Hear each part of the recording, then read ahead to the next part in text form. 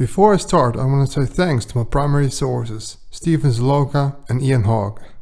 A massive anti-tank cannon, one of the biggest guns of World War II, equal to the powerful 88mm Pak 43-41 and 128mm Pak 44. Let me introduce to you the American T8 105mm anti-tank gun. The story starts in 1942. Reports of the Germans using the 88 as an anti-tank gun has been going around, so the United States decided that they were going to have their own super heavy anti-tank gun.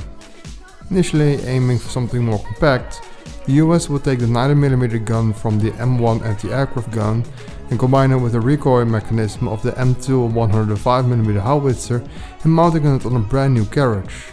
This gun would call the T5. In January 1944 was the gun sent to testing.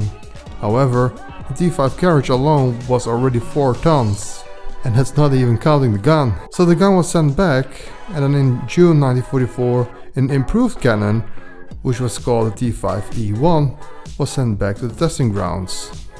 However, during cross-country test trials, the carriage was proven to be structurally unsound. This was a major disappointment, as a 3-inch anti-tank gun which was currently in use at the moment had issues dealing with the German Panther tank, so they moved forward by developing the T5E2 gun. However, in early 1945 an army committee looked at the future of anti-tank guns and thought that the 90mm gun was not really practical. Another reason for its cancellation was that it wasn't very effective against the Tiger II and the Yak Tiger tanks. It didn't stop the army from developing the T8 105mm gun. That was the gun the army really wanted to continue to develop.